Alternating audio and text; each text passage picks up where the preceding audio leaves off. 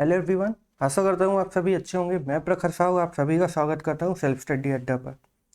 तो हमारा अपना यूनिट 3 एमपी की ज्योग्राफी कंप्लीट हो चुकी है और अब हम स्टार्ट करने वाले हैं यूनिट 1 मध्य प्रदेश का इतिहास।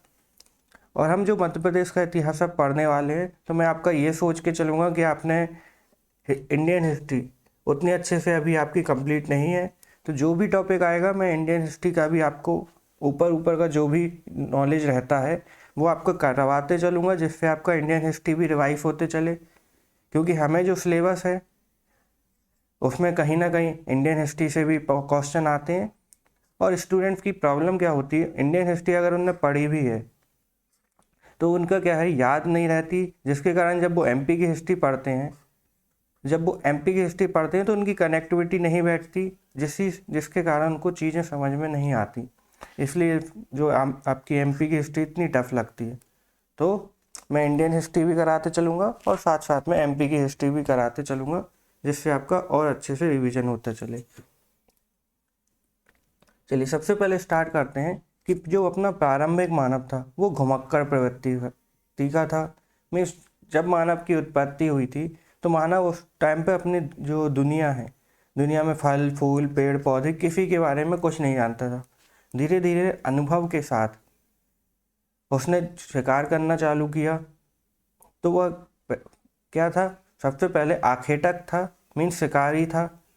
और ये यहाँ से वहाँ घूमते रहते थे, मीन्स अपना शिकार करके और खाद्य संग्रह करके जी कि इन्हें, और उन्होंने कहीं देखे फल फूल लगे हैं इनको खा सकते हैं, तो इस तरह से इन्होंने अपना जीवन यापन करना स्टार्ट किया। अब ये जो आपका खाद्य संग्रहण है ये कुछ 1 या 2 या 10 100 सालों में नहीं आया। लोगों को लाखों साल लग गए ये जानने में क्या चीज़ हम खा सकते हैं क्या चीज़ नहीं खा सकते। मान लीजिए किसी ने कोई जंगली पौधा खा लिया और वो निपट गया, तो इस बात से उनको समझ में आया कि ये जो जंगली पौधा हम नहीं खा सकते। किसी ने कुछ चीज़ ऐसी है जैसे फल हैं उनको खाया और उनको अच्छी चीज़ लगी, तो ऐसे धीरे धीरे ये सभ्यता का विकास हुआ। इनको समझ में आया कि क्या चीज़ हम खा सकते हैं क्या नहीं, किस चीज़ का शिकार कर सकते हैं। और जैसे कि आप जानते हैं मानव है बहुत ही कमज़ोर, मतलब प्रकृति के हिसाब से देखें तो कमज़ोर प्राणी है कि शारीरिक बनावट दूसरे जानवरों से इतनी अच्छी नहीं है कि दूसरे जानवरों से अपना बचाव कर सके। तो काफ़ी परेशानियों के साथ मानव ने अपना विकास चालू किया। और ये लोग यहाँ से वहाँ घूमते रहते थे मौसम के अकॉर्डिंग, कि मान लीजिए अगर ठंड का मौसम ज़्यादा आ रहा है तो थोड़े गर्मी के माहौल में चले जाते थे, और जैसे गर्मी का माहौल आ रहा है तो ठंडे के माहौल में थोड़ा आ जाते थे। तो यहाँ से वहाँ घूमते हुए इन लोगों ने अपना एक्सपीरियंस गेन किया इन लोगों ने।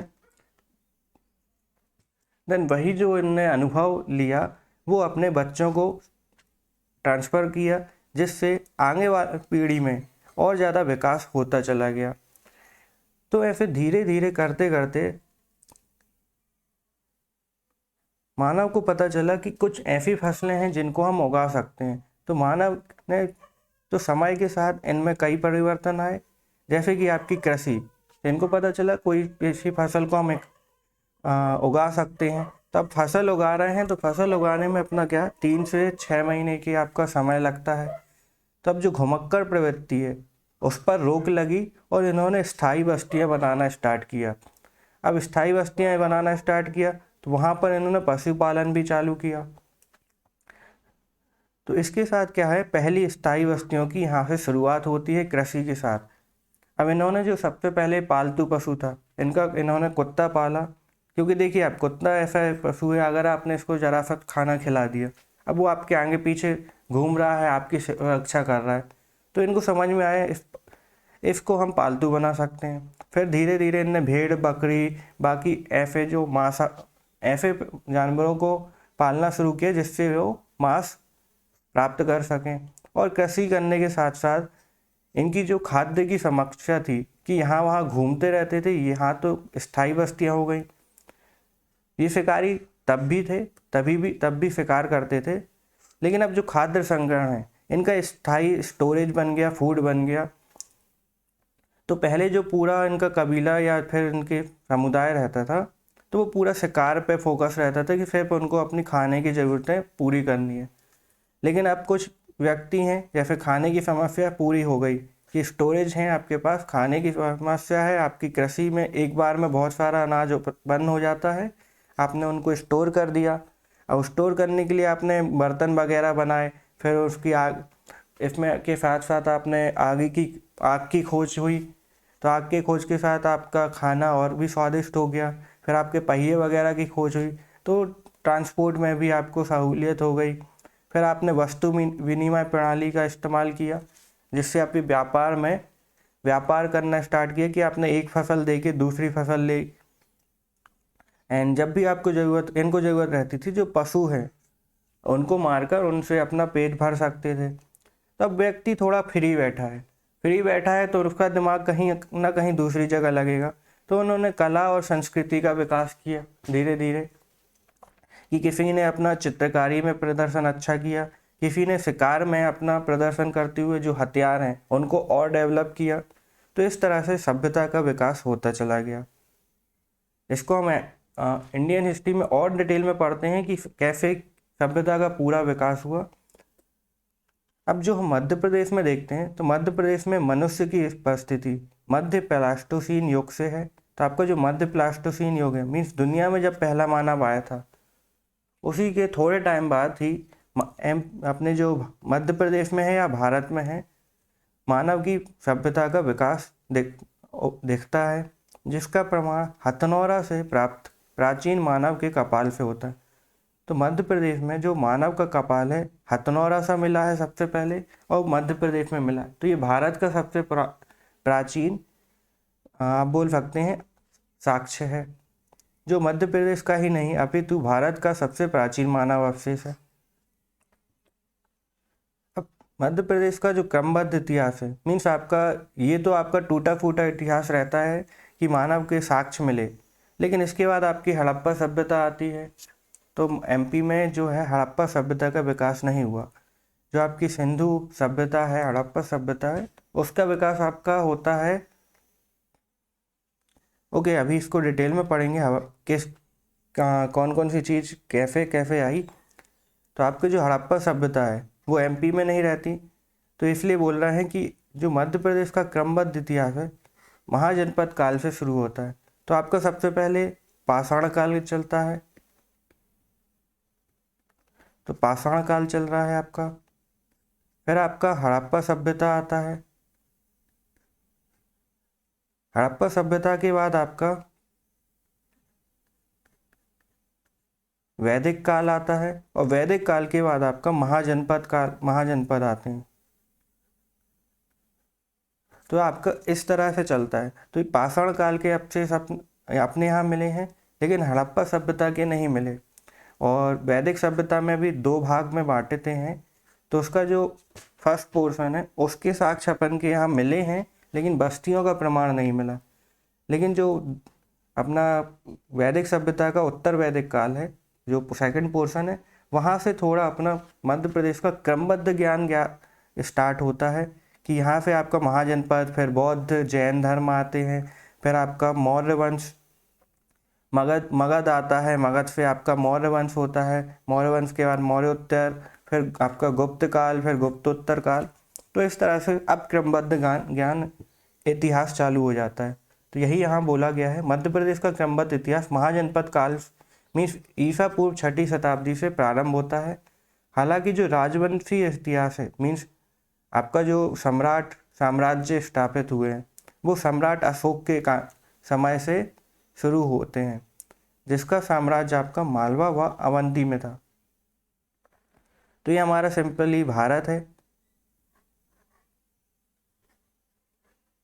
ये भारत है, और यहाँ पर आपका साम्राज्य हुआ करता था मगध साम्राज्य। तो इस मगध साम्राज्य ने पूरे भारत पर कब्जा किया और पूरे भारत में अपना राज्य स्थापित किया। देन इसके बाद आता है आपका मगध के बाद मौर्य वंश, जिसमें आपने चंद्रगुप्त मौर्य का नाम सुना होगा। फिर आपका बिंदुसार होता है, फिर आपका उसका पुत्र बिंदुसार का पुत्र अशोक होता है। तो अशोक ने अशोक का जो साम्राज्य था बहुत बड़ा था, आपका यहाँ पूरा ईरान तक जाता था। तो आपका जो राजवंशी इतिहास है अशोक के टाइम से शुरू होता है। इसको हम अभी माइंड मैप के थ्रू और अच्छे से पढ़ेंगे।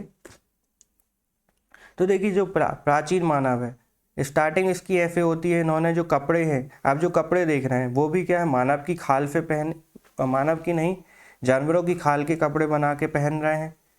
आप जो देख रहे हैं यहाँ पे जो हथियार हैं, तो आप देखिए सिंपली पत्थर है, इनको पत्थर को उठा के किसी के भी जानवर के सिर पर या फिर उनको मारकर इनका जो प्रारंभिक हथियार है ये इसका रहते थे। फिर उन्होंने उसी हथियारों को, जो आपके पत्थरों का इस्तेमाल होता था हथियारों के रूप में, तो वो पूरा समय आपका पाषाण काल कहलाता है, मीन्स स्टोन एज कहलाता है। तो आपका स्टोन एज पूरा पाषाण काल रहता है। मानव अभी अनुभव प्राप्त कर रहा है। तब जो बड़े बड़े पत्थर थे उसमें उन्होंने ऐसे लंबे लंबे पत्थर का इस्तेमाल करना चालू किया जो पकड़ने में आसान होते हैं। और ये जो पत्थर आप देख रहे हैं अब नुकीले होते जा रहे हैं। नुकीले होते साथ इनको समझ में आया कि किस तरह हम इनका इस्तेमाल कर सकते हैं।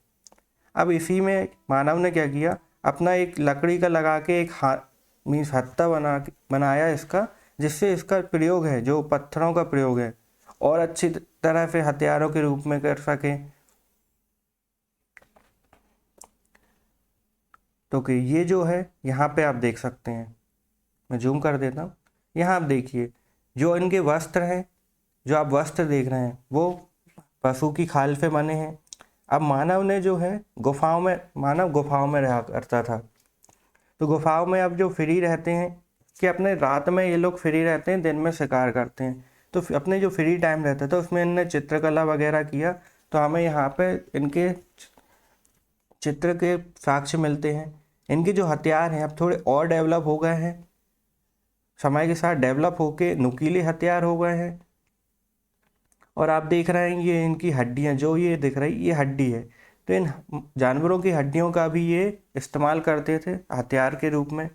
और ये आप देख रहे हैं ये बिल्कुल पतली सी हड्डी है, नुकीली सी। तो इनका इस्तेमाल ये सुई धागे के रूप में भी करते थे। कि इस कपड़ों को आप देख रहे हैं, यहाँ देखिए ये इनने सिला हुआ है ये कपड़ा। तो धीरे धीरे इनका विकास होता गया। और मानव आप देखिए यहाँ पे हड्डियों से बनी हुई ज्वेलरी टाइप की है, जो ये देख सकते हैं आप। ये यहाँ पे ये पहने हुआ है। ये आप कपड़े देख सकते हैं, इन्होंने ऐसे कपड़े बनाना स्टार्ट किया। और ये इनके घर हैं, इन घरों में रहा करते थे। और ये आप जो देख रहे हैं ये ज़मीन के अंदर घर बनाए हुए हैं, जिनको भू आवास बोलते हैं। और जो भूघर, इनके जो भूग्रह हैं, तो इनसे इनको भी सुरक्षा मिलती थी। तो इस तरह से मानव सभ्यता का विकास होता था। हमने एमपी का देख लिया। तो जो भारत का इतिहास है उसको हमने 3 पोर्शन में बांटा हुआ है। सबसे पहले आपका प्रागैतिहासिक काल आता है, फिर आपका आद्य ऐतिहासिक काल आता है, और ऐतिहासिक काल आता है। चलिए इसकी बात करने से पहले स्टूडेंट्स को कन्फ्यूजन होता है कि आपका जो ईसा पूर्व है, कि आपका जो समय है वो कैसे चलता है, और ईसवी है तो आपका पहले क्या होता है, ये उल्टा चलता है। तो स्टूडेंट कंफ्यूज होते हैं। तो इसका क्या है कि अपने करीब 200 साल पहले अपन जो अभी कैलेंडर यूज़ करते हैं, मीन्स समय डेट के लिए जो कैलेंडर यूज़ करते हैं, वो अपन करते हैं ग्रेगोरियन कैलेंडर यूज़, जिसमें आपका जीरो जो रहता है वो होता है ईसा मसीह के जन्म का समय। तो आपके ईसा मसीह का ये जन्म का समय है, राइटिंग पे ध्यान मत दीजिए, ईसा मसीह का जन्म का समय है। तो ईसा मसीह के जन्म के पहले आप जो समय रहता है उसको बोलते हैं ईसा पूर्व, मीन्स ईसा के पहले का समय, जिसको हम बीसी बोलते हैं इंग्लिश में। बिफोर क्राइस्ट मीन्स क्राइस्ट के पहले का समय। तो ये जो समय है आपका, मान लीजिए उल्टा इसलिए चलता है कि यहाँ से 5 लाख साल से ये 5 साल स्टार्ट हुआ। अब ये 5 लाख है, फिर यहाँ पे आपका 1 लाख आएगा, यहाँ फिर आपका 10,000, फिर 8,000, 6,000, 5,000, 4, 3, 2, और फिर ये 1000 और ये 0 हो जाता है। तो यहाँ पे ये उल्टा ऐसे चलता है ईसा मसीह के जन्म के पूर्व का समय। फिर आपका ईसवी आता है इसके बाद, मीन्स ईसा के जन्म के बाद का समय। तो यहाँ पे आपका सीधा सिंपल चलता है, 0 के बाद 1 2 3 4 100 200 300 1000 2000, और अभी हमारा 2021 चल रहा है। तो इस तरह से हमारा जो समय है ये स्टार्ट होता है, जिसको अपन इंग्लिश में एडी बोलते हैं, एनो डोमिनी बोला जाता है इसको। तो ये थोड़ा यहाँ पर हमने देखा तो ये आपको थोड़ा समझ में आ गया होगा कि ईसा मसीह के जन्म के पहले जो आपका 0 है, एक सेकेंड, तो ये आपका 0 ईसा मसीह के जन्म के समय, इसके पहले का समय आपका ईसवी कहलाता है, जिसको इंग्लिश में हम बीसी बोलते हैं। और ईसा मसीह का जो जन्म का समय है वो आपके उसके बाद आपका ये आपका ईसा पूर्व होता है और ये आपका ईसवी होगा, जिसको हम इंग्लिश में एडी बोलेंगे। तो आपका ईसा पूर्व और फिर ईसवी, ये चीज़ याद रखिए, यहाँ स्टूडेंट कंफ्यूज होते हैं, इसी के कारण उनको ये कंफ्यूजन होता है कि ये जो ईयर हैं उल्टे चल रहे हैं, तो कंफ्यूज हो जाते हैं कभी कभार। तो इस चीज़ को आप अच्छे से याद रखिएगा। चलिए बात करते हैं प्रागैतिहासिक काल की। तो मानव का उत्पत्ति का जो समय है, तो हमने देखा 20 लाख से आप देख सकते हैं 3000, कितना ज़्यादा समय है इसमें। ये पूरा जो समय है स्टोन एज का है, ये स्टोन एज का मीन्स पाषाण काल, ये पाषाण काल का समय है। मानव इसमें हथियार के रूप में पत्थरों का इस्तेमाल कर रहा है अपनी ज़रूरतों की चीज़ों के लिए, मीन्स कपड़ों को सीने के लिए या फिर पेड़ों को काटने के लिए, फलों को काटने के लिए, किसी भी तरह के हथियार या किसी भी तरह की वस्तु के लिए पत्थरों का इस्तेमाल हो रहा है। और इस समय मानव ने अपना प्रारंभिक विकास स्टार्ट किया और अनुभव के साथ साथ सभ्यता का धीरे धीरे विकास किया। तो और जो प्रारंभिक मानव था वो बस्तियों में नहीं रहा करता था। तो प्रारंभिक मानव था, एक सेकंड में इसको मिटा देता हूँ, आगे बढ़ाता हूँ। तो हम देख रहे हैं ये पाषाण काल पूरा चल रहा है, जिसको हमने 3 भागों में बांटा, पुरापाषाण, मध्य पाषाण और नवपाषाण। आपका जो ये समय है, इन दोनों समय में मानव जो था वो घुमक्कड़ था और खाद्य संग्राहक था।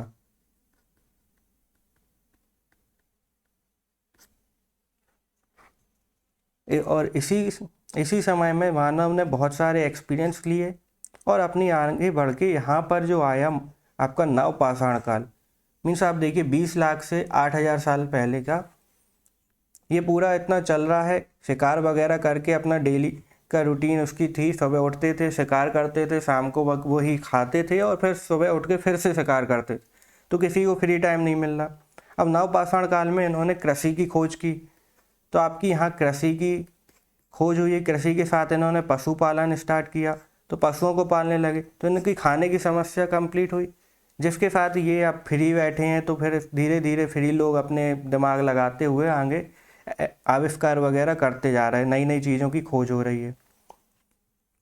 और इसी के टाइम पे आग की खोज हुई, फिर पहिए की खोज हुई, पहिए के साथ बर्तन वगैरह की खोज हुई, फिर आपके भवन निर्माण का खोज हुआ, फिर कपड़ों में और अच्छे कपड़े बनाना स्टार्ट किए, फिर वस्तुएं धीरे धीरे अन्य चीज़ों का भी निर्माण यहाँ स्टार्ट हुआ। तो हम देखते हैं अपना जो प्रागैतिहासिक काल है 20 लाख से 3000 साल ईसा पूर्व तक है, जो इसको 3 भागों में बांटा गया है, पुरापाषाण काल, मध्य पाषाण काल और नवपाषाण काल। और जो पुरापाषाण काल है उसको भी 3 भागों में बांटा गया है, निम्न, मध्य और उच्च पुरापाषाण काल। सिंपली यहाँ से आपके डायरेक्ट क्वेश्चन नहीं आते, आपको ये 3 याद रखने हैं। क्वेश्चन आते हैं तो ऐसे आएंगे, पुरापाषाण काल एक स्थल क्या है, सिर्फ आपका स्थल का नाम आएगा और मध्य पाषाणकालीन स्थल क्या है, और आपके फिर नवपाषाणकालीन स्थल क्या है, या फिर उनकी वर्तमान में किस जगह पर वो बसे हुए थे। इस तरह के क्वेश्चन आते हैं और कुछ अन्य क्वेश्चन भी रहते हैं, वो भी मैं बताते चलूँगा।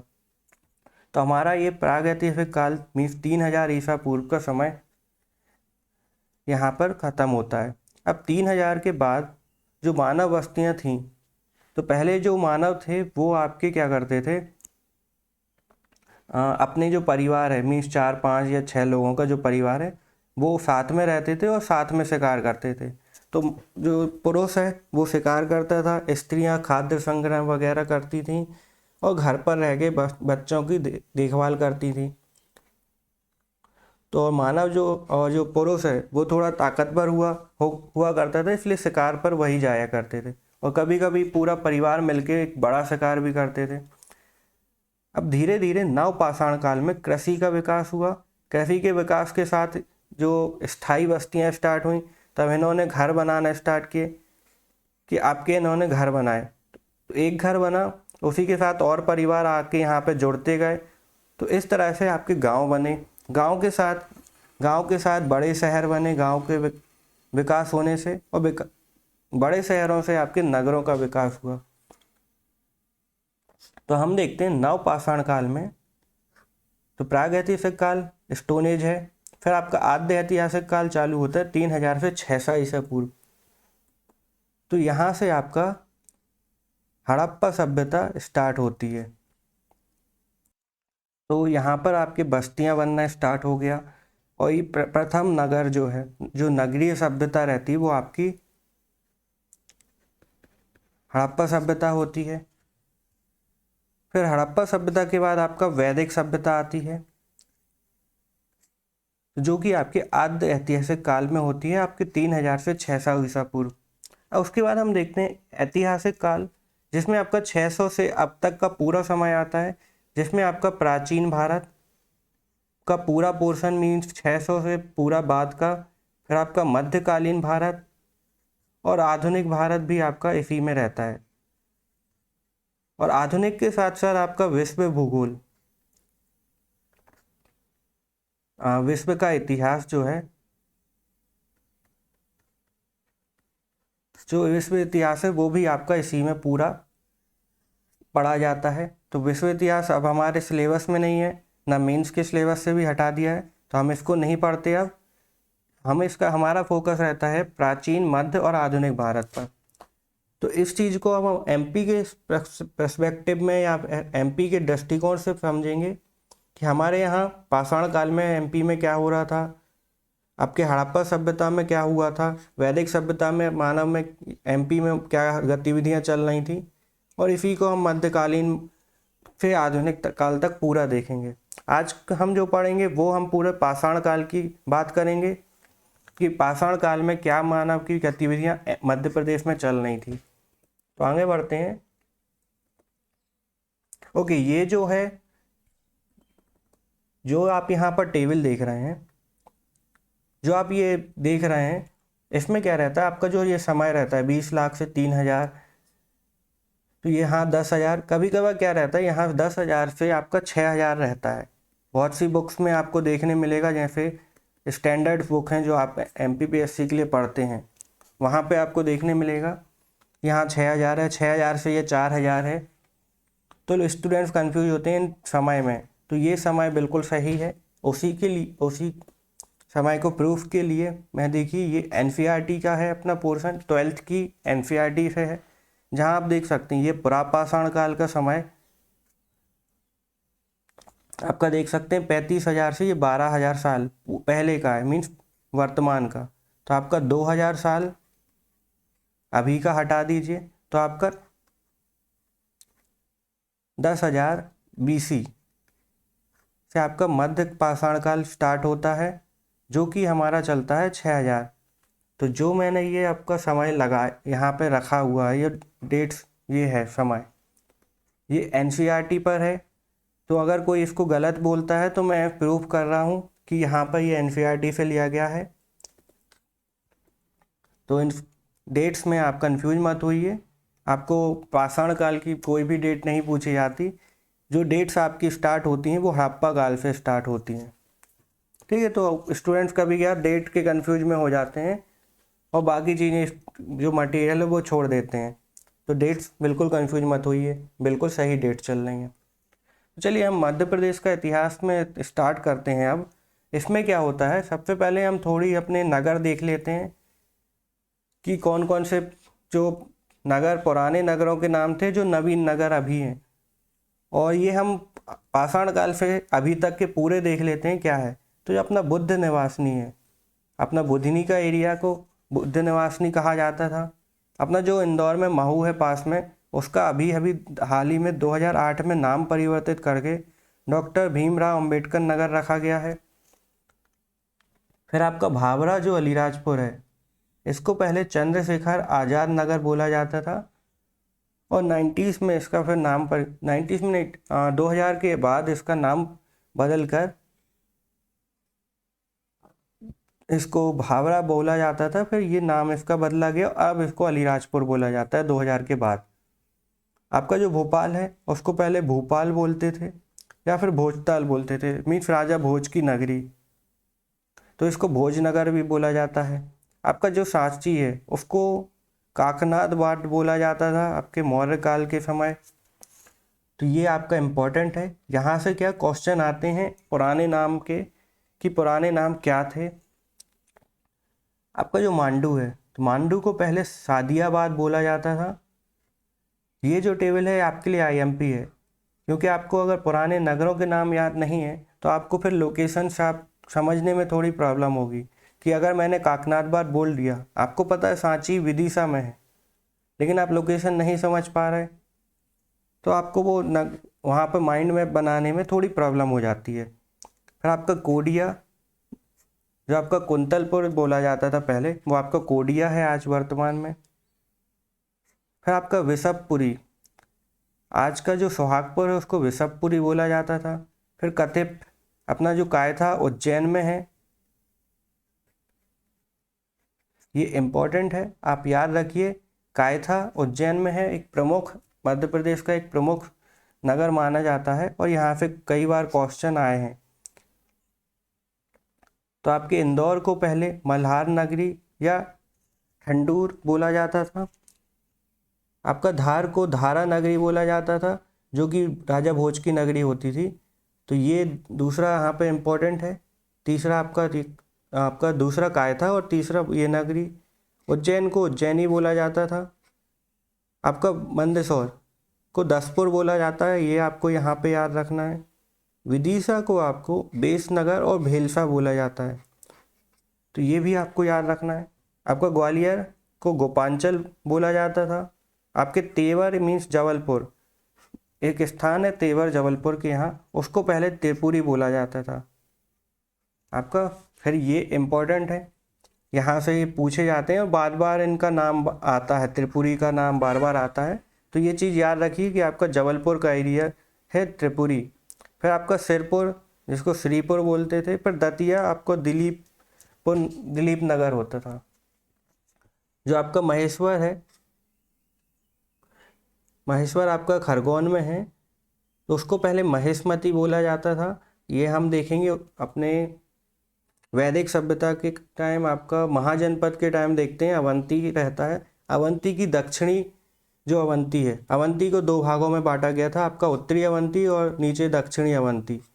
दक्षिणी अवंती की राजधानी महेशमती हुआ करता था, जो महेश्वर खरगोन में अभी वर्तमान में वो जगह हुआ। तो ये आपका इम्पोर्टेंट है यहाँ। फिर आपका नरवर मीन्स आपका जो शिवपुरी है उसको नरवर बोला जाता था, और पुराने समय में इसको नलपुर बोला जाता था। आपकी रीवा का जो है उसको रेवा बोला जाता था। मंडला आपको याद रखना है, मंडला को गड़ा मंडला बोला जाता था। ये आपके पूरे आधुनिक काल तक में आपके नाम यहाँ तक आते हैं। बुरहानपुर, ये याद रखना है, बुरहानपुर को खानदेश बोला जाता था। मांडू हमने देखा था पहले कि मांडू को सादियाबाद बोला जाता है, उसी के साथ आपका मांडू को मांडवगढ़ भी बोला जाता है। आपका पचमढ़ी को पांचालगढ़ बोलते हैं, मंडला को गोंडवाना बोलते हैं। तो ये आपको आधुनिक भारत में याद रखना है। आधुनिक भारत में आएगा गोंडवाना, तो आपका मंडला का एरिया है।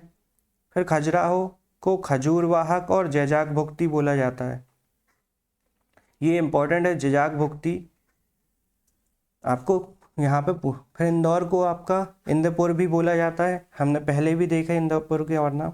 अब आपका एरण आता है, ये आपका एरण सागर में बीना, जो बीना है, बीना के पास एरण है, जिसको पहले एरण्यक बोला जाता था पुराणों में, फिर उसको बाद में मौर्य काल गुप्त काल में स्वभोग नगर भी बोला गया है। तो ये इम्पोर्टेंट है, ये याद रखिए। यहाँ से सती प्रथा के पहले साक्ष्य मिले हैं। ग्वालियर को वत्स बोला जाता था। आपका जो निवाड़ खंडवा और खरगोन वाला क्षेत्र है उसको अनूप बोला जाता है, ये आप याद रखिएगा, अनूप इम्पोर्टेंट है। दमोह का क्षेत्र हमने पहले देखा था, उसको टुंडीगढ़ बोला जाता है। शाहजहाँपुर शाहजहाँपुर बोला जाता था। सीहोर को निजामत ए मशरीफ पहले बोला जाता था। कटनी को मुंडवारा बोला जाता था और सोहागपुर को विराटपुरी बोला जाता था। तो ये जो आपकी टेबल है इसको आप अलग से बना लीजिएगा और ये इम्पॉर्टेंट है, इनको सबसे ऊपर लिख लीजिएगा और इनको आप याद रखना है, जो भी इम्पोर्टेंट मैंने बताए हैं, क्योंकि ये अगर नाम आपको याद नहीं है तो लोकेशंस में कंफ्यूजन होगा। चलिए बात करते हैं, अपन स्टार्ट करते हैं अपना पाषाण काल। पाषाण काल में पुरा पाषाण काल जो आपका है 20 लाख से 1 ये आपका 1000 नहीं है, यहाँ ये 10,000 ईसा पूर्व है। जब आपको क्या है, इसकी जो पीपीटी है वीडियो के एंड में मिल जाएगी, तो इसमें मैं आपको जब चेंज कर दूंगा। पुरापाषाण काल में मध्य प्रदेश, तो आपके भारत में क्या चल रहा है पुरापाषाण काल में, जो अभी मैंने बताया, मानव घूम रहा है, मीन्स आखेटक है और खाद्य संग्राहक है। अब मध्य प्रदेश में क्या हो रहा है उसकी बात करते हैं। पुरापाषाण काल में मध्य प्रदेश दक्षिण भारत व उत्तर भारत के तात्कालिक हथियारों, औजारों और विभिन्न उद्योगों का संगम स्थल हुआ करता था। अब जो घुमक्कड़ प्रवृत्ति के मानव है वो आपके उत्तर से दक्षिण आ रहे हैं, मीन्स उत्तर में जब ठंड का मौसम है तो वहाँ से थोड़ा दक्षिण में सफ़र कर रहा है। अब यहाँ गर्मी का मौसम है तो ऊपर फिर जा रहा है, तो एमपी बीच में पड़ता है। तो मध्य प्रदेश यहाँ भारत के, तो आप देखेंगे भारत के यहाँ बीच में पड़ता है, तो ये आने जाने का पूरा रास्ता हुआ करता था, तो एक संगम स्थल के रूप में यहाँ मौजूद है। पुरापाषाण युगीन स्थल अपने जो हैं नर्मदा घाटी क्षेत्र में, चंबल, बेतवा, सोनार घाटी, जो आपके धोगरा, हेरात में, नरसिंहपुर और मारियादा में है। सिंपली आप घाटियाँ याद रखिए, नर्मदा, चंबल, बेतवा, सोनार, सोन। तो इन घाटियों के पास में अपन को स्थल देखने को मिलते थे, और जो भी बस्तियां पहले बनती थी वो नदियों के पास बनती थी ताकि उनको पानी की प्रॉब्लम ना हो। और पानी की प्रॉब्लम के साथ साथ जो जानवर रहते हैं नदियों के पास अपने पानी पीने आते हैं, तो उनका शिकार भी वो कर सकते। इसी के साथ साथ जो गुफाएं मिली हैं वो आपकी भीमबेटका की गुफा मिली है, तो ये आपको याद रखना है। भीमबेटका है पुरापाषाण काल एक स्थल है, तो आप इसमें लिख के रख लीजिएगा, भीमबेटका पुरापाषाणकालीन स्थल है। और यहाँ पर आपको चित्र वगैरह देखने को मिलते हैं, इसको यूनेस्को में भी शामिल किया गया है। और ये आपका भोपाल में नहीं है भीमबेटका, लोगों को कन्फ्यूजन रहता है भोपाल में, तो ये आपका रायसेन के अब्दुल्लागंज में है। इससे डायरेक्ट क्वेश्चन पूछा गया था कि भीमबेटका कहाँ पर है, और ऑप्शन में था रायसेन, भोपाल, विदिशा और भी, तो आपको रायसेन याद रखना है। पुरापाषाण काल की कुल्हाड़ियाँ, मीन्स आपकी जो पत्थर की कुल्हाड़ियाँ हैं वो नर्मदा घाटी के उत्तर में देवरी, सुखलाई नाचा, बुरधाना, कंड घाटी, एक सेकेंड, बरसुख, संग्रामपुर के पठार तथा दमोह से प्राप्त हुई हैं। तो आपका ये इम्पोर्टेंट पॉइंट होता है, ये याद रखना है। इसको आप अगर याद ना भी रखें चलेगा, यहाँ से क्वेश्चन नहीं पूछे जाएंगे। बस ये याद रखना है, पुरापाषाण काल की कुल्हाड़ियाँ मिली हैं नर्मदा घाटी से। अब आपका ये इम्पोर्टेंट है, हथनौरा आपका सीहोर है, सीहोर में है। इससे आपके हथनौरा सीहोर से मानव की प्राचीनतम साक्ष्य मिले हैं। तो प्राचीनतम साक्ष्य में हमें नर्मदा मानव मीन्स आपकी है एक मानव की खोपड़ी मिली है यहाँ से, जिसे हमने नर्मदा मानव के नाम से मिला है, क्योंकि हथनौरा सीहोर आपका वहीं पे पास में है नर्मदा नदी के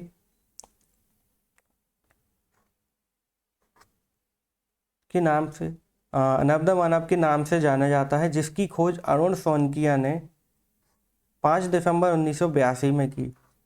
तो ये एक एक पॉइंट, यहाँ 4 पॉइंट होते हैं इस पूरे सेंटेंस में। हथनौरा आपका किस जगह पर है? सीहोर में। इसका ये अलग क्वेश्चन है प्लेस का। प्रथम मानव साक्ष्य जो मिले हैं वो आपके कहाँ से मिले? हथनौरा से। मानव खोपड़ी उसको क्या बोला जाता है? तो नर्मदा मानव बोला गया है, ये एक अलग क्वेश्चन है। हथनौरा की खोज किसने की है? अरुण सोनकिया। इम्पोर्टेंट है, ये नाम आपको याद रखना है। अरुण सोनकिया ने हथनौरा की खोज की है। और कब की है? 1982 में की है। ये आपको सबसे इम्पोर्टेंट क्वेश्चन है। यहाँ से आपके बहुत सारे क्वेश्चन बन के आए हैं एग्जाम में, MPPSC में भी पूछे गए हैं और बाकी अदर एग्जाम में भी पूछे गए हैं।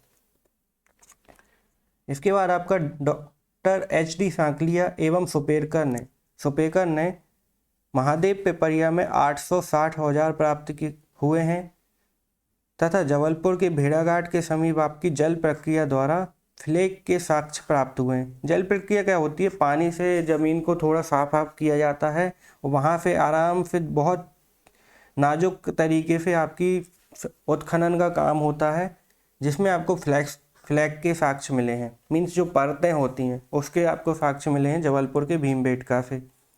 उसी के साथ आपका महादेव पिपरिया में 860 औजार प्राप्त हुए हैं। पाषाणकालिक पत्थरों के औजार थे वो ऑब्वियसली, जिसकी खोज डॉक्टर HD सांकलिया और सुपेकर ने की है।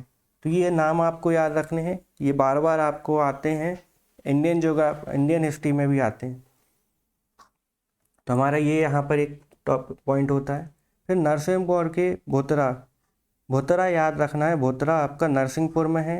डायरेक्ट क्वेश्चन यहाँ से आ सकता है कि भोतरा किस जगह है? नरसिंहपुर की स्थान से आपको पाषाणकालिक उपकरण प्राप्त हुए हैं, जो मध्य प्रदेश के प्राचीन उपकरण माने जाते हैं। मीन्स बहुत प्राचीन उपकरण हैं, सबसे पुराने प्राचीन उपकरणों में से एक ये माने जाते हैं।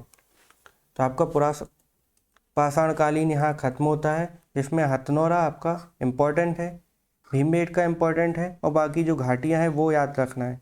तो आपका महादेव पिपरिया और भोतरा, तो ये चीज़ें इम्पोर्टेंट है आपको, ये आपके अलग से आप इनको रिवीजन करेंगे आपको याद हो जाएंगी।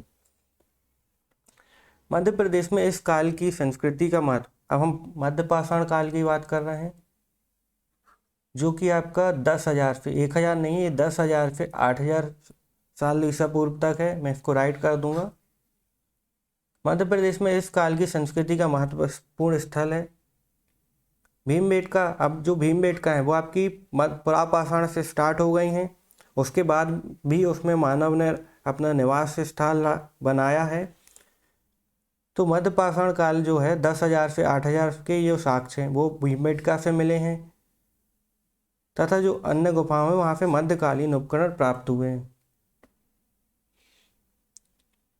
भीमबेटका शैलाशयों तथा गुफाओं की खोज है जो वो आपके VS मीन्स विष्णु श्रीधर वाकणकर का नाम आपने भारतीय इतिहास में सुना होगा। तो उन्हीं ने 1957 में भीमबेटका की खोज की। ये इम्पोर्टेंट याद रखना है। अपनी भीमबेटका यूनेस्को की साइट भी है, इसलिए भी याद रखना है। इसको आपको 2003 में यूनेस्को में शामिल किया गया था। अब यूनेस्को की बात आई है तो मैं बता देता हूँ, जो आपकी United Nation Educational Scientific and Cultural Organization है, इसकी स्थापना जो है आपकी 16 नवंबर को 1945 में हुई थी, यूनाइटेड कन्वेंशन के बाद। इसका हेडक्वार्टर आपका पेरिस में है और इसकी जो अभी तक हैं भारत में 36+ साइट हैं, अभी लेटेस्ट में बनने जा रही हैं, और जिसमें मध्य प्रदेश की भी 2 साइट हैं वो बनने जा रही हैं। अभी तक मध्य प्रदेश में इसकी 3 साइट हैं जो आपकी हैं एक तो हो गई अपनी भीमबेटका, फिर दूसरी अपनी हो जाती है सांची का स्तूप, आपका सांची का स्तूप दूसरा है। फिर आपका होता है खजुराहो। तो पूरा खजुराहो के जो इस पूरे मूवमेंट मॉन्यूमेंट है तो वो पूरा आपका वहाँ पे होते हैं। तो खजुराहो, तो सबसे पहले खजुराहो को यूनेस्को में शामिल किया गया था अपना 1986 में। फिर आपका सांची के स्तूप को किया गया 1989 में। फिर भीमबेटका को 2003 में यूनेस्को में शामिल किया गया। अब यूनेस्को में शामिल करने से फ़ायदा क्या हुआ, इनका जो संरक्षण है, मीन्स जो बहुत सारे बहुत ही दुर्लभ किस्म के जगह हैं, मीन्स इनका संरक्षण करने की ज़रूरत रहती है और पूरे विश्व में इनको प्रदर्शन करने की भी ज़रूरत रहती है। तो हमारी यूनेस्को उनको सिलेक्ट करती है और उनको फिर यूनेस्को की लिस्ट में देखती है कि वो लिस्ट में आएंगे या नहीं। अब यूनेस्को की लिस्ट में आने से क्या होगा, इनको एक्स्ट्रा इंटरनेशनल मीन्स अंतर्राष्ट्रीय सभ्य संस्था से इनको फंड मिलेगा, जिससे उन पैसों से इनका और अच्छे तरह से संरक्षण होगा। यूनेस्को की लिस्ट में आएंगे तो इनका पूरे वर्ल्ड में नाम होता है, तो यहाँ पे पर्यटन के चांस और भी ज़्यादा बढ़ते हैं। तो आपने ये 3 साइट देखी यूनेस्को की। यूनेस्को का हेडक्वार्टर पेरिस में है, 1945 में स्थापना हुई। भीमबेटका, सांची और खजुराहो, खजुराहो आपका छतरपुर में है जो 1986 में बना। सांची आपका विदिशा में है, 1989 में इसको यूनेस्को में शामिल किया गया। और भीमबेटका 2003 में है। तो यूनेस्को आया था इसलिए मैंने बता दिया। यहाँ से क्वेश्चन आते हैं, तो जो भी टॉपिक चीज़ें आएंगी मैं उनको बताते चलूँगा, जिनको आपसे बार बार रिवीजन हो तो याद हो जाए। तो हमारा भीमबेटका पुरापाषाण कालिक स्थल है, 1 सेकेंड, जिसकी खोज हमारी की थी V.S. वाकड़कर ने, मिस विष्णु श्रीधर वाकड़कर ने 1957 को। ये आप याद रखना है। और हमारे हथनौरा था, हथनौरा की खोज अरुण सोनकिया ने 1982 में की थी। अब देखते हैं होशंगाबाद जिले में स्थित आदमगढ़। तो आदमगढ़ शैलाशय में R.B. जोशी ने 1964 में लगभग 25,000 लघु पाषाण कालिक उपकरण प्राप्त हुए थे। तो पहले हम बात कर लेते हैं लघु पाषाण क्या होता है। तो मानव ने पहले जो पत्थरों का इस्तेमाल किया था वो बड़े बड़े पत्थर का इस्तेमाल करता था। तो जैसा बड़ी चीज़ अच्छी होती है, मानना ही होता है, ये मानना होता सबका, तो बड़े पत्थरों का इस्तेमाल करता था अपने जानवरों को मारने के लिए या किसी भी अन्य चीज़ को ठोकने पीटने के लिए। अब धीरे धीरे क्या हुआ, सभ्यता का विकास के साथ साथ मानव ने नुकीले पत्थरों का इस्तेमाल करना चालू किया।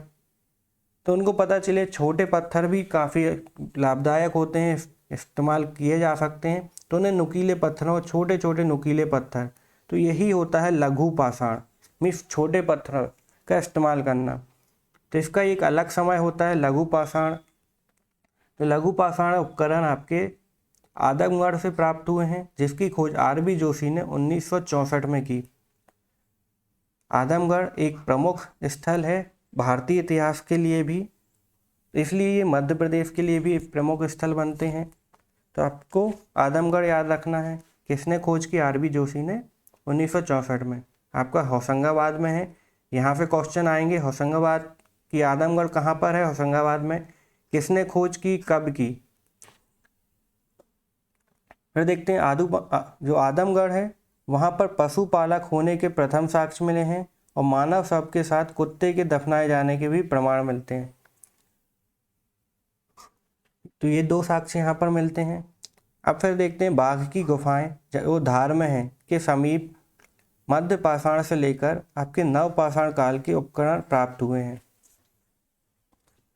तो आपके बाघ की गुफाओं के पास, मीन्स याद रखना है बाघ की गुफाएं, हम गुफाएं जब पढ़ेंगे मध्य प्रदेश में कौन कौन सी गुफाएं हैं उसमें से बाघ की गुफाएं भी पढ़ते, डिटेल में पढ़ते हैं। जो आपके धार में है वहाँ से आपके मध्य पाषाण मीन्स 10,000 ईसा पूर्व से लेके आपके 3,000 ईसा पूर्व तक के, 10,000 से लेके 3,000 BC के तक के आपके यहाँ पे साक्ष्य मिले हैं। तो हमारा मध्य पाषाण काल खत्म होता है। अब बात करते हैं नव पाषाण काल। तो मानव ने अब स्थायी बस्तियां बना, कृषि करना स्टार्ट किया, पशुपालन स्टार्ट किया। कृषि करने के लिए इनको समय चाहिए रहता है 3 से 6 महीने का, तो इन्होंने कृषि करना स्थायी बस्तियां बनना इसकी स्टार्ट हो गई। इस युग में औजार जो थे, अब आपके कृषि पर आधारित जो हथियार हैं, पत्थर के ही हथियार हैं, लेकिन कृषि के आधार के लिए हो गए कि आपका सेल्ट, जिससे आप मिट्टी निकालते हैं, वो आपका सेल्ट होता है। फिर कुल्हाड़ी आपका पेड़ों वगैरह को काटने के लिए आपके वसूला होता है। और एक ऐसे ही हथियार जो आपके स्थायी कृषि में और स्थायी निवास में इस्तेमाल होते हैं, वो हथियार आपके प्रमुख औजार यहाँ पर मिले हैं। हम देखेंगे कहाँ पर। और अब मानव ने पॉलिशदार पॉलिश जो पत्थर हैं उनको पॉलिश करना भी स्टार्ट कर दिया। मीन्स उनको चिकना, पॉलिश से क्या होता है, जो हथियार हैं चिकने हो जाते हैं, नुकीले हो जाते हैं, जिससे और अधिक उनमें तीव्रता आ जाती है इस्तेमाल करने की। तो पॉलिशदार रूप में मध्य प्रदेश के जो हथियार ये मिले हैं, मध्य प्रदेश के सागर, एरण में और गढ़ी मुरीला में यहाँ पे हथियार मिले हैं। सागर याद रखिए आपका। फिर जबलपुर में मुनई, कुंडम और बुरचेका में आपके हथियार मिले हैं। दमोह के हटा में मिले हैं। होशंगाबाद में, छतरपुर के जटकारा में मिले हैं। तो सिंपली याद रखिए कि आपके नवपाषाणकालिक स्थल, नवपाषाणकालिक आपको साक्ष्य सागर, जबलपुर, दमोह, होशंगाबाद, छतरपुर में पाए जाते हैं। भोपाल के बेड़ागढ़ के निकट आपके नवपाषाणकालीन उपकरण मिले हैं। तो आप इसमें इस पॉइंट में भोपाल भी ऐड कर लीजिएगा। अब इसी के समय आपकी पहिए की खोज हुई, जिससे यातायात भी आपका सुगम हुआ इस काल में। तो भारत में आपका पूरा पहिए की खोज के साथ आपका परिवहन में और सहायता मिली, जिससे यहाँ से वहाँ अब जो व्यक्ति है यहाँ से वहाँ आसानी से ज़्यादा सामान लेके जा सकता है। अब वो ज़्यादा सामान लेके जा रहा है तो व्यापार में भी बढ़ोतरी हुई।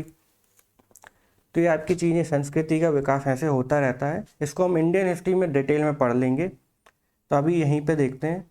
भोपाल में आपका मनु आभान टेकरी, नेवरी गुफा और श्यामला पहाड़ी के शैलाशयों से अनेक खांचेदार क्रोड तथा लघु पाषाण उपकरण प्राप्त हुए हैं। ये याद रखना है। नवपाषाण कालिक स्थल आपके मनु आभान टेकरी, नेवरी गुफा और श्यामला पहाड़ी से आपके नवपाषाणकालीन साक्ष्य मिले हैं। फिर आपके जबलपुर में नर्मदा नदी के किनारे आपके भेड़ा घाट, तिलवाड़ा घाट और लमेटा घाट में भी आपके नवपाषाणकालिक बस्तियों के साक्ष्य मिले। कि मीन्स आपके नर्मदा घाटी के किनारे तो मानव की जो बस्तियां रहती थी नदी के किनारे रहती थी, ताकि जल की आपूर्ति हो सके और शिकार की समस्या भी आपकी आसान हो सके। तो अपना जबलपुर में भेड़ा घाट है, तिलवाड़ा घाट है और लमेटा घाट, ये तीनों घाट जबलपुर में हैं। और उसी के पास मानव सभ्यता का, मानव बस्तियों के साक्ष्य मिले हैं।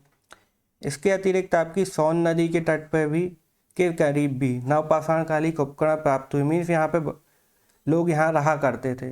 बस्तियों के साक्ष्य नहीं मिले, लेकिन उपकरण मिले हैं। तो इससे सिद्ध होता है कि लोग यहाँ रहा करते होंगे, तो यहाँ बस्तियाँ भी रही होंगी। अब दमोह जिले के दक्षिण पूर्व में स्थित सिंग्रामपुर घाटी में 1866 में नवपाषाणकालिक अवशेष प्राप्त हुए। तो सिंग्रामपुर घाटी में, वहाँ पर दमोह में भी आप बोल सकते हैं कि नवपाषाण अवशेष मिले हैं। तो बस्तियाँ रहा करती होंगी, औजार वगैरह मिले, आपके बर्तन वगैरह मिले और कुछ अन्य साक्ष्य रहते हैं वो आपके मिले। तो हमारा ये पूरा पाषाण काल खत्म होता है। इसमें मैं हड़प्पा सभ्यता नहीं जोड़ रहा हूँ। तो हमारा प्रागैतिहासिक काल जो हम ये देखते हैं, तो हमारा प्रागैतिहासिक काल 20 लाख से 3000 ईसा पूर्व तक ये पूरा कंप्लीट होता है, जिसमें हमने देखा पुरापाषाण काल, मध्य पाषाण और नवपाषाण। इसके जो स्थल देखे आपने देखे हथनौरा, तो हमने हथनौरा देखा अपने पुरापाषाण कालीन में, जिसकी खोज अरुण सोनकिया ने की है, जहाँ से हमें नर्मदा मानव की मीन्स साक्ष्य मिले हैं। नर्मदा मानव आपका क्या बोल रहा है, मानव कपाल मिला है, मीन्स खोपड़ी मिली है, इंसान की खोपड़ी मिली है, जिसको हमने नर्मदा मानव नाम दिया। हमने मध्य पाषाण काल में अपना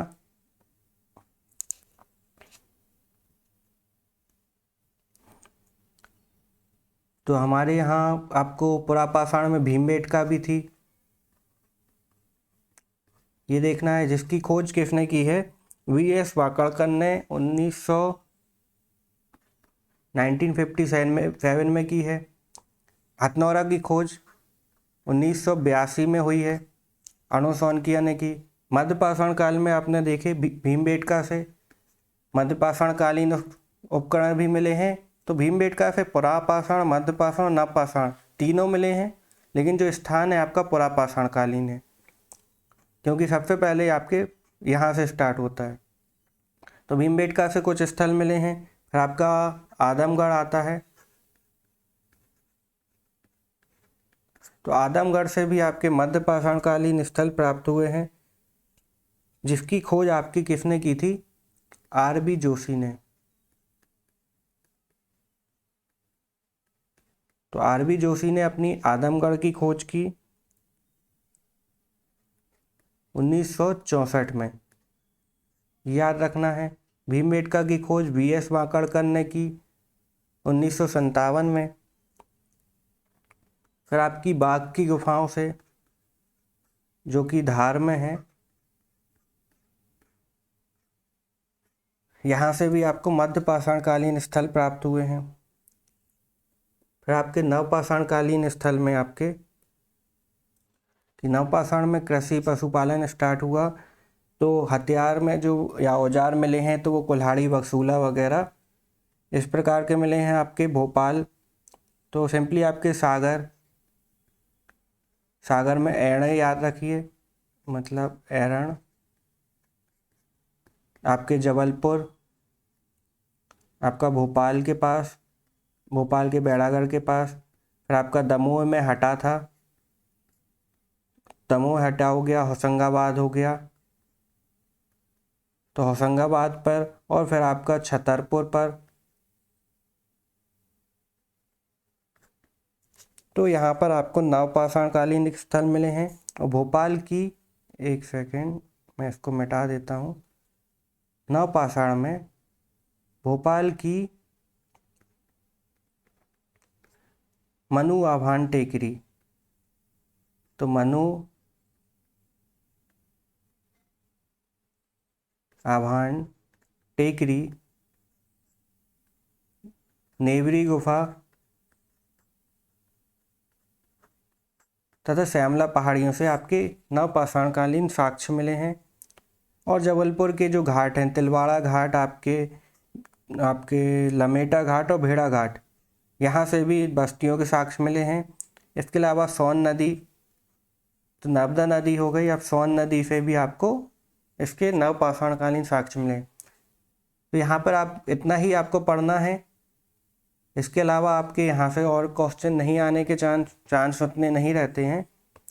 कोई भी नई चीज़ होगी तो वो आपको मैं बता दिया करूँगा। तो हमारा पाषाण काल खत्म होता है। अब स्टार्ट होगा हमारा आद्य ऐतिहासिक काल, जो हम कल या नए वीडियो में स्टार्ट करेंगे, जो आपका 3000 ईसा पूर्व से 600 ईसा पूर्व तक चलता है। तो मैं आपको यहीं पे बता देता हूँ, कल आपका रिवीजन हो जाएगा। तो इसको 2 भागों में बांटा गया है। पहला होता है आपका सिंधु घाटी सभ्यता,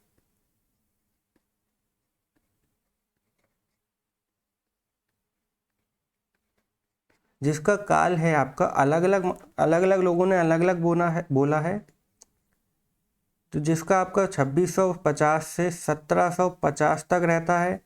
कुछ लोग उसको 2600 भी बोलते हैं, कि 2600 से ये 1800 तक था। कुछ लोग इसे 2500 भी बोलते हैं, कि 2500 से 1500 तक था। लेकिन आपको सिंपली याद रखना है 2750 से 1750। ये मैं क्यों बोल रहा हूँ मैं कल बता दूंगा कि ये यही डेट में क्यों बोल रहा हूँ। तो आपका सिंधु घाटी सभ्यता होता है जिसमें आपके हड़प्पा, मोहनजोदाड़ो, धौलावीरा, कालीबंगा, तो ये सारे स्थल होते हैं। फिर आपका दूसरा रहता है वैदिक सभ्यता।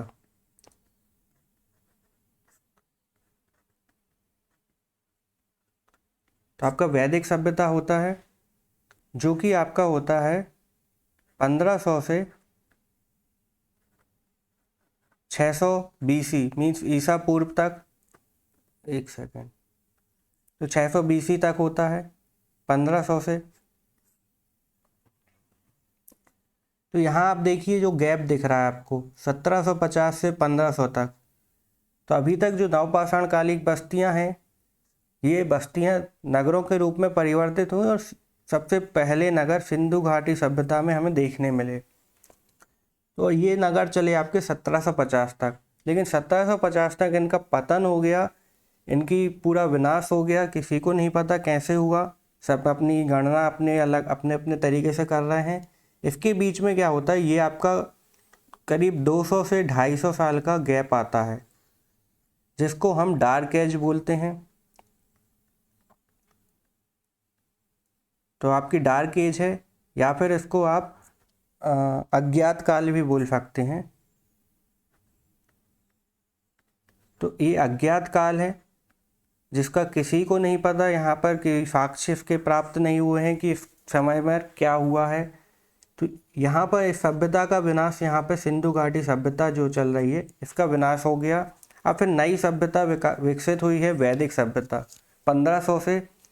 तो भारत के बाहर से आर्य आए भारत में और उन्होंने यहाँ नदियों के किनारे बसना चालू किया और वैदिक सभ्यता अपनी स्टार्ट होती है। तो सिंपली हमने क्या देखा, अपने हड़प्पा सभ्यता मीन्स सिंधु घाटी सभ्यता को हड़प्पा सभ्यता भी बोला जाता है क्योंकि सबसे पहला जो स्थल खोजा गया था वो हड़प्पा खोजा गया था। फिर आपका होता है वैदिक सभ्यता। वैदिक सभ्यता होता है स्टार्ट। और वैदिक सभ्यता को दो भागों में बांटा गया है। एक आपका ऋग्वैदिक काल,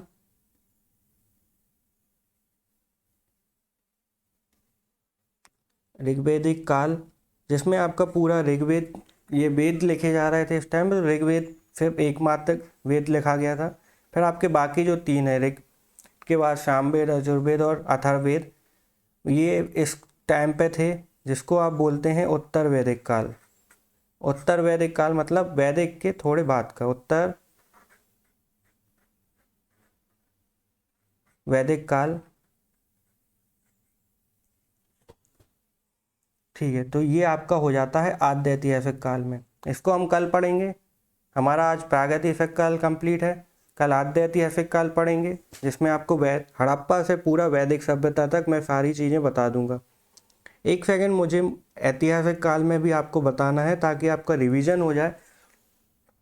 तो अपना 600 से आपका क्या होगा, आपका जो वैदिक सभ्यता रहती है उसमें छोटे छोटे जन रहते हैं। मीन्स आपके छोटे जो नगर हैं उनको जन बोला जाता है।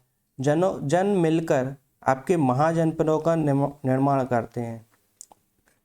तो इस समय में 16 महाजनपद होती हैं। इसी समय में आपका बौद्ध और जैन धर्म जो धर्म है और आदि जो और भी धर्म है उनका विकास होता है, शैव धर्म हो गए और भी।